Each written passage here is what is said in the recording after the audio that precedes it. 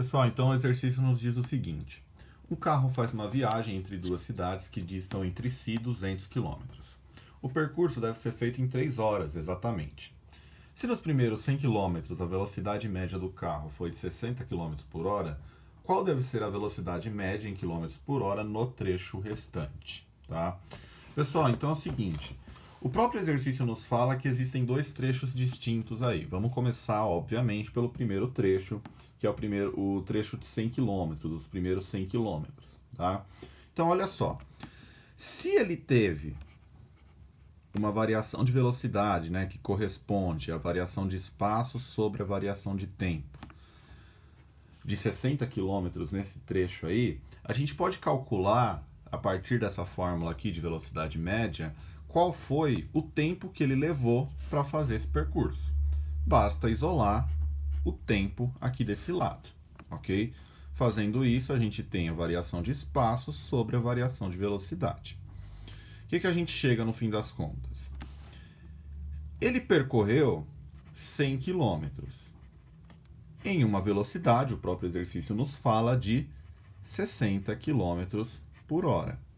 Corta aqui os quilômetros, perfeito?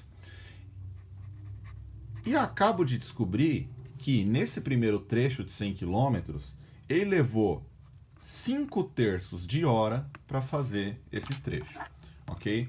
Pessoal, eu vou deixar esse termo aqui em fração, porque esse termo dá 1,666 dízima periódica, tá?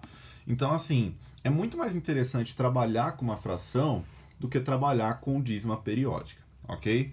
Pessoal, agora a gente tem que pensar o seguinte. O tempo total da viagem, ele deve ser de 3 horas. Certo? Então, o meu tempo total é de 3 horas. Só que ele já levou 5/3 de hora para fazer o primeiro trecho.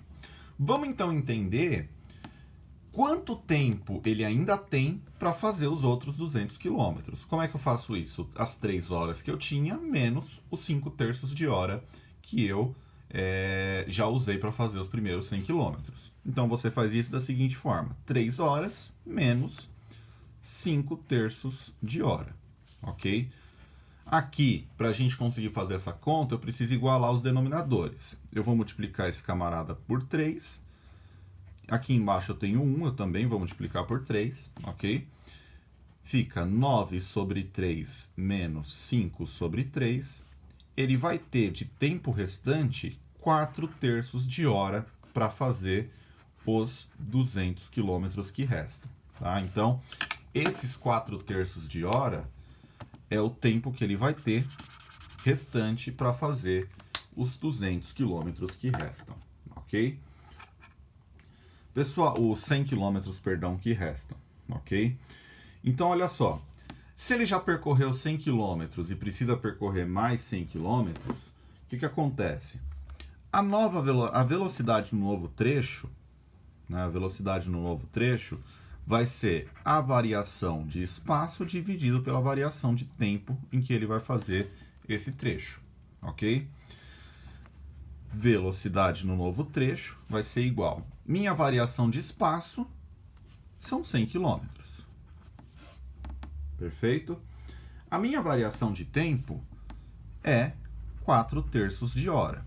Então, aqui quilômetros, aqui hora, esse resultado vai sair para a gente em quilômetros por hora. Tá?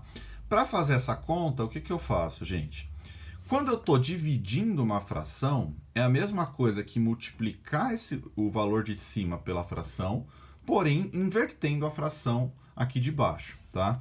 Então, a minha velocidade no trecho final vai ser 100 vezes 3/4.